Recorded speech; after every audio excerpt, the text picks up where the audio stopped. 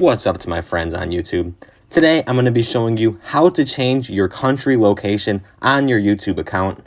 Now I am on my mobile device using the YouTube app version. However, if you are on desktop or a different device, it's going to be a very similar process either way, and it is super simple to do.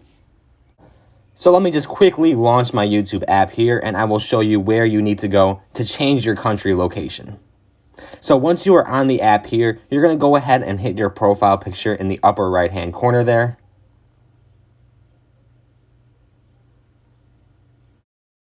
And once you've done so, it's going to take you to this menu here with a bunch of different sort of options. And towards the bottom there, looks like it's about the fourth to the bottom, you are going to see the option to go into settings. You're going to go ahead and go into the YouTube settings there.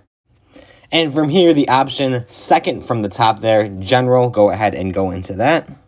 And towards the bottom there, you may have to scroll down a little bit, but it's the fourth option from the bottom there. You will see a title headline for location.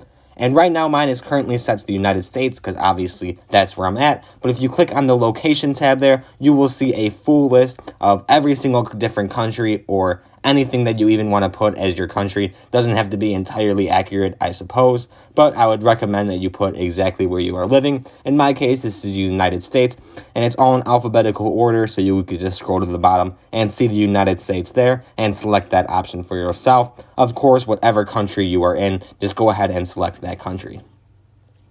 That is pretty much all there is to it, though. You could directly just back out from here, and it will already be saved and all set for you. If you did have any questions or were confused at all on how this worked, comment down below and I'll get back to you as soon as possible. Other than that, please like and subscribe if you haven't already.